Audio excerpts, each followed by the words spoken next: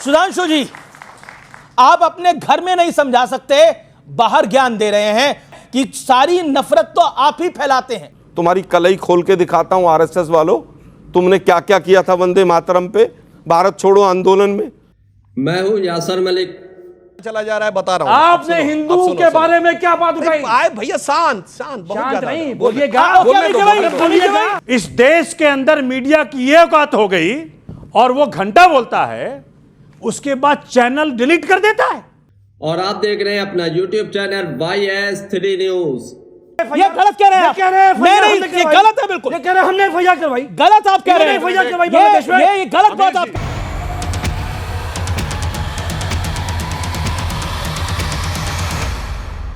गोदी media anchor Amish देगबल ने आज पहली बार बीजेपी के प्रवक्ता सुधांशु त्रिवेदी से सवाल पूछा और ऐसा सवाल पूछा जिससे तिल मिला गए बीजेपी के प्रवक्ता। हिंदू मुसलमान पर यह डिबेट चल रही थी, जाति और धर्म पर यह डिबेट हो रही थी और किस तरीके से जो है जाति धर्म हिंदू मुसलमान और जो है पाकिस्तान और इस तरीके की बात बीजेपी प्रवक्ता कर रहे थे। सिर्फ हिंदू और मुसलमान की बातें कर करके इस डिबेट को किया जा रहा था। तो उसके बाद कांग्रेस के प्रवक्ता आलोक शर्मा ने कैसी धज्जियां उड़ाई है, कैसी बखिया उधेड़ी है, बीजेपी के प्रवक्ता की कलई खोलकर रख दी है। और साथ के साथ जो सोमनाथ भारती थे समाजवादी पार्टी के प्रवक्ता, उन्होंने भी खूब ज्यादा कलई खोली है और ऐसी अच्छी बातें की है और इतनी आसानी से पूरी बीजेपी को एक्सपोज किया, गोदी मीडिया को एक्सपोज किया कि कोई भी उनके सामने टिक नहीं पाया और मुक्की खाकर भागने लगे। और साथ के साथ अमीक जमाई ने भी बीजेपी के प्रवक्ता सुधांशु त्रिवेदी की सारी पोल पट्टी खोलकर रख दी। यानी कि इस डिबेट के अंदर सभी प्रवक्ता जो विपक्षी पार्टी के प्रवक्ता थे, उन्होंने बीजेपी के प्रवक्ता और गोदी मीडिया एंकर अमीश देगबन की कैसी कलई खोलकर रख दी। तो आप लोग ये पूरी डिबेट जरूर देख कर जाइए। सुधांशु जी, आप अपने घर में नहीं समझा सकते, बाहर ज्ञान दे रहे हैं। कांग्रेस का मानना है कि सारी नफरत तो आप ही फैलाते हैं। आपसे मेरा ताल्लुक यह है कि आपकी पार्टी के नेता फैलाते हैं और फिर भागवत जी ज्ञान दे रहे हैं, मोदी जी ज्ञान दे रहे हैं। पॉइंटेड सवाल है। हम तो जो प्रधानमंत्री मोदी जी ने कहा है, सबका साथ सबका विकास, सबका विश्वास सबका प्रयास, उसमें साथ में रहते हैं और किसी सरकारी योजना में किसी को देने में किसी प्रकार की कोई कमी नहीं रखी है। और भले ही कोई वोट दे या ना दे, हेमंता विश्व शर्मा जी ने यहां तक कह दिया कि लोगों ने मुझसे कहा कि मैं किडनी दे दूंगा, वोट नहीं दूंगा। ठीक है, फिर भी उनको दिया जा रहा है। मुझसे ज्यादा इससे ज्यादा उदारता नहीं हो सकती। मगर वो लोग हमसे कह रहे हैं कि हम लोग समरसता की बात नहीं करते हैं, जिनके लिए ओसामा जी थे, हाफिज साहब था, याकूब मेनन की जुडिशियल किलिंग हुई थी, अफजल हालात का मारा था, इशरत जहां बेटी थी, जाकिर नायक शांति का मसीहा था, भारत का सेना अध्यक्ष सड़क छाप गुंडा था। हैं? वो लोग आकर हमसे ये कह रहे हैं कि उनसे हमें शांति का, सौहार्द का पाठ पढ़ाना चाहिए और भारत तेरे टुकड़े होंगे इंशाअल्लाह वाले लोग भटके हुए नौजवान थे। वो तो एक सेकुलर ब्रिगेड थी, उसमें ऐसी कौन सी बात है। और सरतन से जुदा का नारा तो एक सुंदर सेकुलर संगीत था, इसलिए उसका विरोध करने की कोई आवश्यकता नहीं थी। इसको देखकर हमें पंचतंत्र की वो कहानी याद आती। मैं कैविएट लगा कह रहा हूं, किसी को व्यक्तिगत नहीं कह रहा हूं, जिसे कहते हैं रंगा हुआ सियार। वो जब अपना भेष बदल के आता है और प्रवचन देने लगता है तो सबको पता है कि कौन क्या करने आया। आज मैं हिंदू समाज से यह कहना चाहता हूं जी जी जी कि रामायण की कथा याद रखिए। जब सीता माता का हरण करने के लिए रावण आया था तो राक्षसी वेश में नहीं आया था, अपने असली वेश में नहीं आया था, साधु का वेश धर के आया था।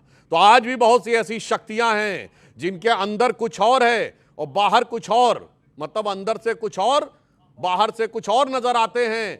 बाखुदा शक्ल से आगे आप खुद समझ पाते हैं। ओके ओके, जी जी जी। आलोक शर्मा, मोहन भागवत साहब को मैं कोट कर रहा हूं। मोहन भागवत कहते हैं, जिस इलाके में आप रहते हैं वहां हिंदुओं को अपना आपके दोस्त होना चाहिए। हम सभी हिंदुओं को एक मानते हैं।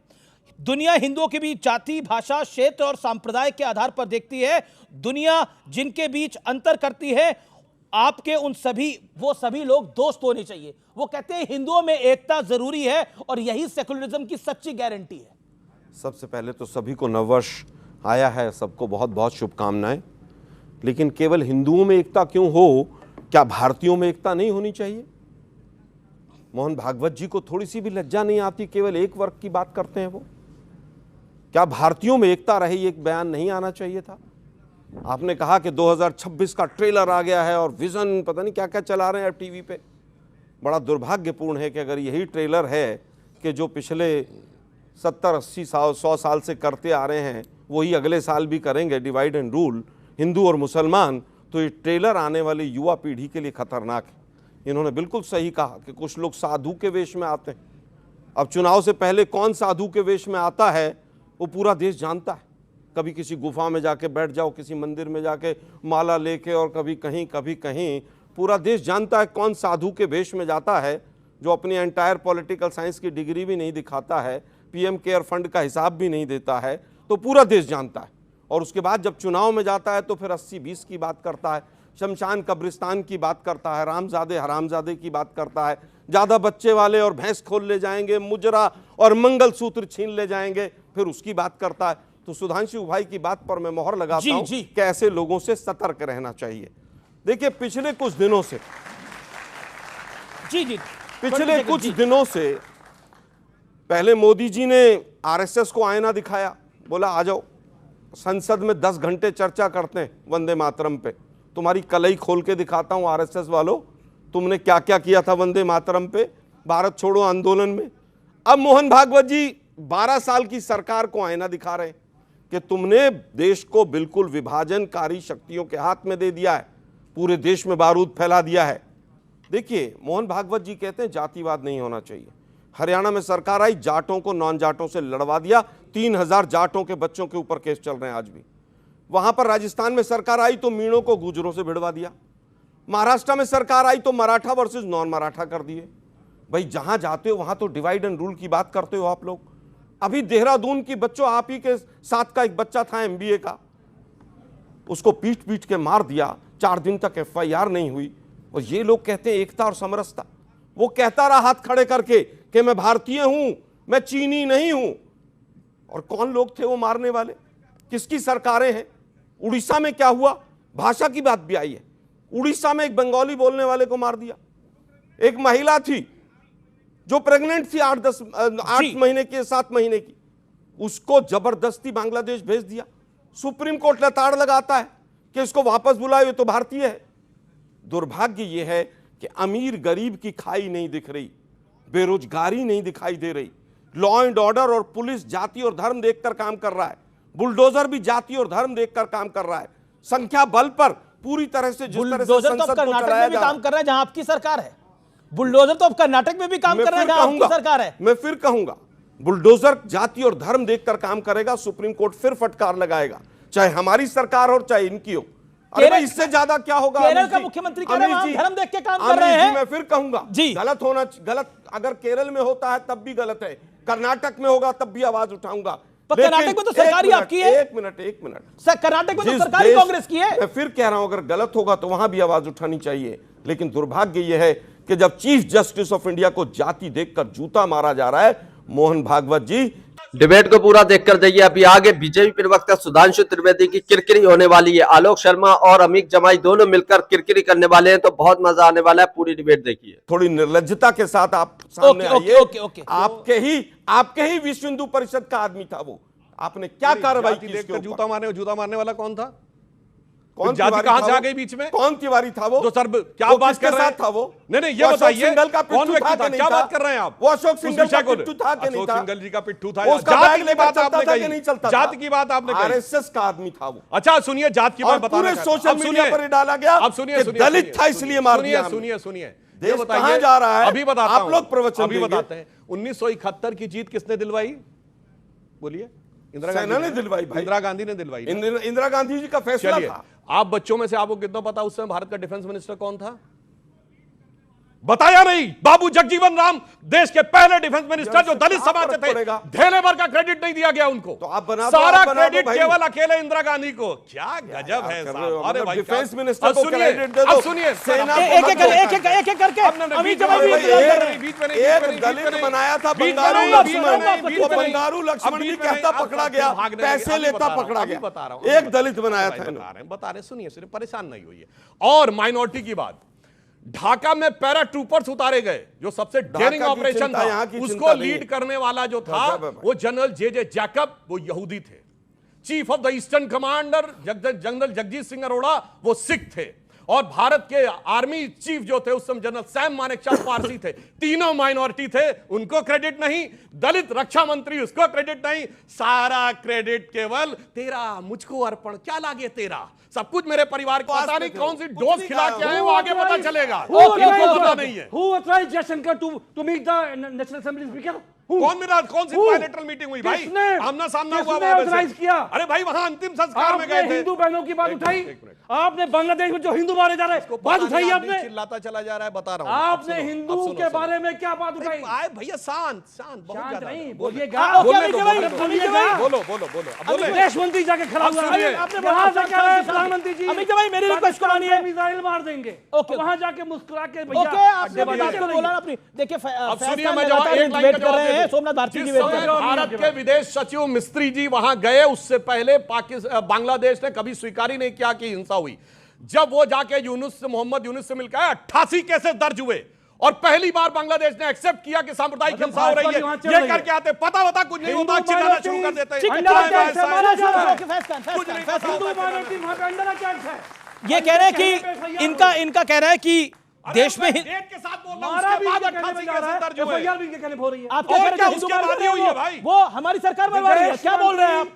पाकिस्तान के स्पीकर मैं कहता हूं कांग्रेस की सरकार हो, बीजेपी की सरकार हो, ये कोई नहीं करता, ये गलत बात बोली, एक नहीं आपने गलत बात बोली, आपने बोला वहां पर जो हिंदू मारे जा रहे हैं वो ये हमारी सरकार मरवा रही है, ये गलत कह रहे हैं, मैं नहीं, ये गलत है बिल्कुल, हमने एफआईआर करवाई, गलत आप कह रहे हैं, ये गलत बात आप कह रहे हैं, चाहे कांग्रेस की सरकार रही हो, चाहे बीजेपी की सरकार रही हो, चाहे तीसरी पार्टी की सरकार रही हो, कोई वहां पर ये नहीं बोलने दूंगा। एक मिनट अमीश जी, एक लाइन, गज भर की जबान निकालने वाले आदमी से पूछिए कि किसकी पार्टी ने लखनऊ, फैजाबाद और वाराणसी की अदालतों में आतंकवादियों से एफआईआर वापस नहीं दी, कोर्ट से फटकार पड़ी, उसके बाद हुआ और सबको सजा हुई, क्या बेहुदेपन से आगे बोलने लगते हैं? भारत की सरकार मरवा रही है, क्या बोल रहे हैं? कमाल की बात है। ओके, मुश्किल क्या है कि देखिए अभी तक मैं बड़े आसानी से शांतिपूर्वक सुन रहा था सबको, जो बच्चे यहाँ बैठे हुए हैं, जो नौजवान मेरे साथी बैठे हुए हैं, इनके फ्यूचर का, इनके शिक्षा का, इनके सुविधाओं का कहाँ चर्चा हो रहा है? जातियों में बांट रहे हैं, धर्म में बांट रहे हैं। अगर मोहन भागवत जी कहते होते कि जी बच्चों में नौकरियां दूंगा, मैं दूंगा, कहते होते तो सुनता मैं। मुश्किल ये हो रहा है कि उत्तर प्रदेश में एक एसएचओ मोबाइल लेके पीठ पे कहता है भाई तू बांग्लादेशी है, उसका मोबाइल में कह रहा है कि मेरा मोबाइल मापता है सिटीजनशिप। अगर इस प्रकार की मूर्खता इस देश में पनपाई जा रही है, इसलिए पनपाई जा रही है कि हम लोग मूर्ख बन रहे हैं धर्म के आधार पे। धर्म हमारा जाति मामला है, हमारा बेडरूम अफेयर है, किसी को हक नहीं है। सरकारों का दायित्व यह है कि जी जाति मामला तो धर्म, मैंने सुना था बेडरूम अफेयर है धर्म, ये पहली बार सुन रहा हूं। बेडरूम अफेयर कहने का मतलब यह है कि कितना प्राइवेट अफेयर है मेरा, इसके अंदर सरकारों का कोई औचित्य नहीं बनता कि उसके अंदर इंटरफेयर करें। आप देखें, मतलब वहां इंदौर के अंदर कितने बच्चे मर गए, कितने लोगों की डेथ हो गई गंदे पानी से, और क्या कह रहे हैं वहां के मंत्री? घंटा पॉलिटिक्स कर रहे हैं, घंटा बोल रहे हैं। आप सोचिए, इस देश के अंदर मीडिया की यह औकात हो गई, एक सच्चा जर्नलिस्ट उसको क्वेश्चन करता है मंत्री को, कैलाश विजयवर्गीय साहब को, और वो घंटा बोलता है, उसके बाद चैनल डिलीट कर देता है। तो क्या करेगा पत्रकार? चूंकि हमने बीजेपी को खुला छूट दे दिया है, धर्म के नाम पे हमको मूर्ख बनाते रहो और अपना उल्लू सीधा करते रहो। ठीक है, एक सेकंड में अपनी बात पूरी कर लूं। देखिए, हर प्रकार की गलतियां इन्होंने की हैं, लेकिन सब माफ है। इनके डिप्टी सीएम ने कह दिया मध्य प्रदेश की कि भैया मोदी जी के चरणों में सेना है, वो माफ है। इनके लोगों ने कह दिया कि भैया वो सोफिया कुरैशी को आतंकवादी बोल दिया, जो हमारी बहन है, जो सेना में बड़े अधिकारी पे, वो माफ कर दिया। इनसे कब सवाल करेंगे? घुसपैठिया करते हैं ना। पहले दिल्ली में चुनाव हुआ, बोला घुसपैठिया आया है, आम आदमी पार्टी ने घुसपैठिया बैठा रखा है। चुनाव के बाद 10 महीने हो गए, कितने घुसपैठिया आपने दिल्ली से निकाल लिए? नंबर 1 सेकंड में पूरी कर लो जनाब। बिहार में चुनाव हुआ, कहा कि 65 लाख लोगों के वोट काट दिए, सब घुसपैठिया थे। तो घुसपैठिया सिर मुड़वा के, हथकड़ी पहना के, जैसे भारतीयों को भेजा जा रहा है वहां अमेरिका से प्लेन में चढ़ा के, यहां तो बगल में भेजना, बांग्लादेश भेजना है, कब भेज रहे हो? माननीय सुधांशु जी ने एक दिन कहा कि भैया वो सब बिल में घुस गए। 65 लाख घुसपैठिया अगर आतंकवादी के फॉर्म में बिल में घुस गया तो कितना इनसिक्योर देश हो गया है। ओके, यू मेड अब ये घुसपैठिया पहुंच गया बांग्लादेश, ठीक है, ओके, सॉरी वहां द्विवेदी। पश्चिम बंगाल पहुंच गया घुसपैठिया। सुधांशु द्विवेदी, और मैं बात पूरी करूं, बस आखिरी लाइन। कारण क्या है कि देखिए वहां कह रहे हैं माननीय अमित शाह जी गृह मंत्री हैं देश के, कह रहे हैं घुसपैठिया हटाना है, भगाना है बंगाल से। भैया पहले बिहार से भगा लिया तुमने, बस चुनाव तुम्हारा पर्पस था, ओके, दिल्ली से ओके, भगा लिया। जी, सुधांशु अब द्विवेदी, कह रहे जवाब हैं कि फिर audience और then नहीं dialogue हम शर्मा। इसलिए ओके। सिक्योर नहीं कर पाए बॉर्डर ओके, ओके, ओके। क्योंकि दीदी लैंड नहीं दे रही थी। भैया डिफेंस जो सब्जेक्ट है वो सेंट्रल लिस्ट में आता है, लैंड स्टेट का सब्जेक्ट, और लैंड कुछ भी किसी का भी सब्जेक्ट मैटर हो, लेकिन जो बॉर्डर सिक्योरिटी है उसके नाम पे आप कुछ भी कर सकते हैं with in 50 kilometre. Okay, okay, okay, okay, Sudhanshu Dwivedi, जवाब। कौन से कोर्ट चले गए?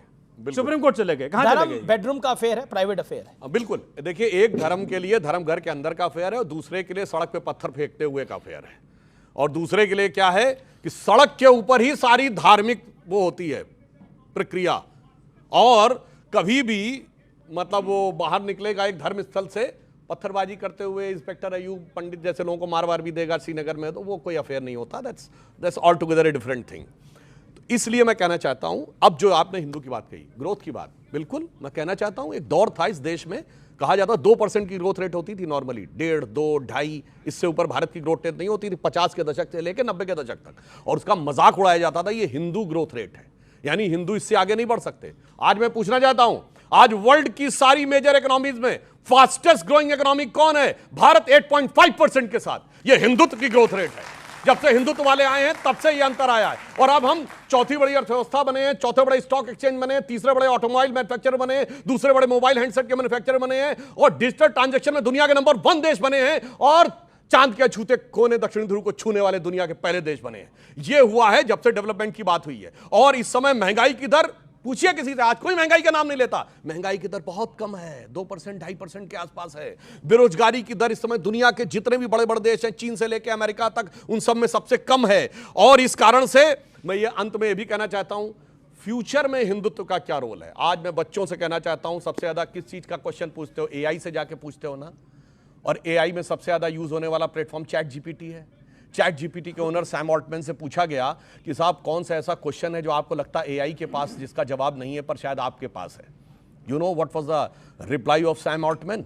उसने कहा the absolute equivalence of Atman and ब्राह्मण। आत्मा और ब्रह्म में एब्सोल्यूट इक्विवेलेंस है। ये उत्तर एआई के पास नहीं है, मुझे पता है। ये वही है जो आदि शंकराचार्य ने कहा था, जीवो ब्रह्मे नापरा। और अभी देखिए बहुत सारे क्लिप कठुआ गैंग वाले पीछे पड़ जाते हैं, ऐसा नहीं कहा, ऐसा नहीं कहा, तो मैं फिर चैलेंज करके रहा हूं। 27 दिसंबर 2022 2:34 AM पे सैम ऑल्टमैन का ट्वीट है, कोई अभी जाकर चेक कर ले। Absolute equivalence of Atman and ब्रह्मन, यानी एआई का भी अगर आगे जाकर कोई फ्यूचर दिखता है। और मैं एक और बात करना चाहता हूं, ये क्वांटम कंप्यूटर का नाम सुना होगा। क्वांटम की खोज किसने की? मैक्स प्लैंक ने। मैक्स प्लैंक का 25 जनवरी 1931 को 1925 को ऑब्जर्वर में दिया गया इंटरव्यू है, जिसमें उसने कहा है कि रियल जो है consciousness is primary and the matter and energy are the derivatives. यही हमने कहा, संपूर्ण जो ब्रह्मांड है वो चेतना है। सोमनाथ जी एक सेकंड में आ रहा हूं। क्या आलोक शर्मा अमित शाह, अभी इन्होंने, मेरे भाई ने बहुत अच्छी अच्छी चीजें गिनवाई। इन्होंने ये भी बताया कि 35 रुपए में पेट्रोल मिल रहा है। इन्होंने ये भी बताया कि 40 रुपए का डॉलर मिल रहा है। ये बताना भूल गए, मैं बता देता हूँ। 91 रुपए 92 रुपए पे डॉलर हो गया। वो तमाम पत्रकार बड़े बड़े ट्वीट्स करते थे। देश के प्रधानमंत्री जो आज हैं वो क्या क्या ट्वीट करते थे कि सरकार की नाक गिर गई, सरकार का सर गिर गया, सरकार का ताज गिर गया, पता नहीं कौन कौन से ट्वीट थे। आज एनसीआरबी के आंकड़े मोदी जी पढ़ लीजिए एक बार जरा, महिलाओं पर अत्याचार कितना बड़ा है। कुलदीप सेंगर को आज बीजेपी की कार्यकर्ता एमएलए रही हुई वो सड़कों पर खड़ी होकर कह रही है कि कुलदीप सेंगर का बचाव होना चाहिए, इन पर चर्चा नहीं होनी चाहिए। फला डेट को क्या ट्वीट हुआ था? अरे भाई हमें क्या लेना देना भाई, आज देश की क्या हालत है उस पर बात कर लो ना। AQI पर कोई बयान नहीं आएगा, मोदी जी का कोई ट्वीट नहीं आएगा। बांग्लादेश के ऊपर बार बार तमाम हिंदू संगठन, हिंदू मुसलमान अपने देश में करेंगे। अरे भाई सरकार नाकाम है। हमारा पड़ोसी देश अगर पाकिस्तान, तुर्की, चीन और अमेरिका के कब्जे में चला गया। और आपको ये डिबेट देखकर कैसा लगा, इस पर अपनी राय जरूर देकर जाइए, और किस प्रवक्ता ने सबसे अच्छी बातें कही उसका नाम कमेंट बॉक्स में जरूर लिख कर जाइए। मतलब कितना दुर्भाग्यपूर्ण है। पर हिंदू मुसलमान का बखेड़ा तो 1947 से खड़ा है इस देश के अंदर, जब बंटवारा हुआ। तो बंद नहीं होना चाहिए वो। नहीं तो अब बताइए नहीं, मतलब कैसे आज बंद होगा? सरकार का 1990 में कश्मीरी हिंदुओं का पलायन हुआ, कैसे बंद होगा? यही तो दिक्कत है। क्या आप लोगों दिक्कत को। है? दिक्कत ये है वो point कि by जो point जवाब 1947, रखिए। एक मिनट सुनिए ना, 1947 में जो हुआ था वो आज भी होना चाहिए। आप ये कह जवाब रहे हैं देता हूं। नहीं होना चाहिए, यार नहीं वही होना तो मैं चाहिए, कह पर रहा हूं, होता पर है क्यों ना। हो रहे हैं? 1990 में हुआ, अरे भाई क्यों हो रहा है फिर देश में? होते रहा, 1990 में भी हुआ। अरे भाई 90 में जो, मुजफ्फरनगर दंगों में मैं भी फिर हुआ। कहूंगा जो 90 में हुआ वो आज भी होना चाहिए। पूरे देश को मुद्दे से डाइवर्ट करो, ठीक है। ट्रंप के सामने सरेंडर कर दो, आधा घंटे पहले वो कह दे कि मैं सीज फायर कर अब रहा मैं हूं। जवाब देता हूं। उसके ऊपर एक शब्द आपको नहीं लगता है बोले। ट्रंप ने सरेंडर कराया था? बिल्कुल ट्रंप ने आपको सरेंडर लगता है कराया, ट्रंप ने सरेंडर कराया था? मोदी जी को सरकार को तो और फिर डील हो जानी चाहिए डील थी। हुई, डील तो आज तक नहीं हुई। अरे भाई एक दर्शकों मिनट कह रहा था डील के लिए हुआ। बीच में मत बोलिए। मैं आपने बहुत अच्छा सवाल पूछा। उसका मुझे ट्रेड डील भी नहीं हुई। अमित जी मुझे केवल ये बता दीजिए कि भाई वो आधा घंटे उस पहले उसको किसने लीक कर दिया? फिर विदेश मंत्री ने लीक किया। ओके, सुधांशु त्रिवेदी बताइए ना भाई किसने पाकिस्तान लीक ने, किया? भाई पाकिस्तान ने लीक किया, क्योंकि पाकिस्तान को तो क्या पता था बात कि हम करते ये तो करने मोदी जा जी रहे हैं। क्यों नहीं कहते इस बात सुनिए, आप को जवाब दें। कि ट्रंप का कोई अब एक लेना मिनट, देना एक नहीं? मिनट, अब एक मिनट। अब मैं तो दोस्तों आप लोगों ने ये पूरी डिबेट देखी, आप लोग इस डिबेट के बारे में क्या कहते हैं अपनी राय इस पर जरूर देकर जाइए। ये डिबेट मोहन भागवत के बयान पर चल रही थी, जो हाल ही में आया बयान है उस पर डिबेट हो रही थी। और इस मुद्दे को कहां से कहां ले जाया गया, हिंदू मुसलमान किया गया, डाइवर्ट किया गया, पाकिस्तान, बांग्लादेश और न जाने कहां कहां बीजेपी प्रवक्ता घुमा रहे थे। उसके बाद आलोक शर्मा जो कांग्रेस के प्रवक्ता, उन्होंने कैसी बखिया उधड़ी, कैसी कलई खोलकर रख दी, पूरी बीजेपी को एक्सपोज कर दिया।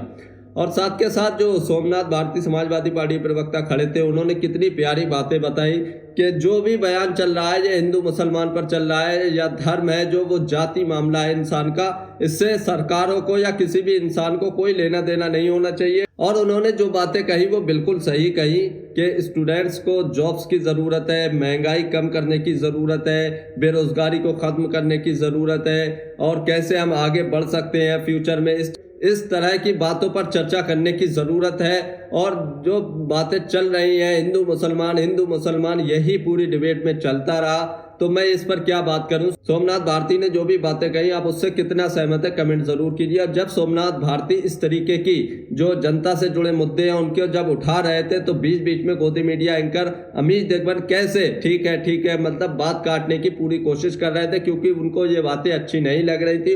उनको जो बातें अच्छी लगती हैं अपनी टीआरपी के लिए, बीजेपी के बचाव के लिए, वो वही बातें होती हैं कि किसी भी तरीके से हिंदू मुसलमान पर ही डिबेट चलती रहे, ऐसे मुद्दों पर डिबेट चलती रहे जिससे जो है भाजपा को फायदा हो और उनकी टीआरपी बढ़ती रहे। आप लोगों ने देखा होगा, तो इस पर क्या कहते हैं कमेंट जरूर करके जाइए। सोमनाथ भारती ने एक बात और बताई, जब दिल्ली में चुनाव थे तो घुसपैठिए दिल्ली में थे, जब बिहार में चुनाव थे तो घुसपैठिए बिहार में पहुंच गए, और अब पश्चिम बंगाल में चुनाव है तो घुसपैठिए अब पश्चिम बंगाल में पहुंच गए। लेकिन दिल्ली में जब बीजेपी की सरकार बनी तो वहां से कितने घुसपैठिए निकाले, कौन घुसपैठिए थे, कोई आंकड़ा नहीं दिया गया। बिहार में भी सरकार बन गई, घुसपैठियों के नाम नहीं है, किसी भी घुसपैठी को अभी तक बाहर नहीं किया गया है। अब पश्चिम बंगाल में चुनाव है तो घुसपैठिए वहां पहुंच गए हैं। पूरा जोर और शोर इसी बात पर पश्चिम बंगाल में लगाया जा रहा है, यही मुद्दा बनाने की फिर से कोशिश वहां पर की जा रही है कि घुसपैठिया किया जा रहा है। आप लोग इसके बारे में क्या कहते हैं कमेंट जरूर करके जाइए। आप लोग ये जरूर बता कर जाइए कि आज की डिबेट का बेस्ट प्रवक्ता आपको कौन लगा, बीजेपी के प्रवक्ता सुधांशु त्रिवेदी, सोमनाथ भारती समाजवादी प्रवक्ता, या कांग्रेस के प्रवक्ता आलोक शर्मा, या अमीक जमाई, किसने अपनी बातें सबसे अच्छी आप तक पहुंचाई, किसने सही मुद्दों पर बहस की, किसने सही बातें उठाई जो जनता से जुड़े मुद्दे हैं उस पर बात की, ना कि ऐसे मुद्दे जिससे किसी का कोई फायदा नहीं होता, देश में नफरत फैलती है, ऐसे मुद्दों पर बहस की। आप लोग किस प्रवक्ता की तारीफ करना चाहते हैं इस डिबेट में, किस प्रवक्ता ने सही बातें की और इधर उधर की बातें न करके जो है सीधे जनता तक उसके मुद्दों की बातें की? आप लोग कमेंट बॉक्स में उसका नाम जरूर लिख कर जाइए। अगर आप भी गोदी मीडिया का विरोध करते हैं तो हमारे चैनल YS3 न्यूज़ को अभी सब्सक्राइब कीजिए। वीडियो अच्छी लगी हो तो इसको एक लाइक एक कमेंट जरूर करके जाइए।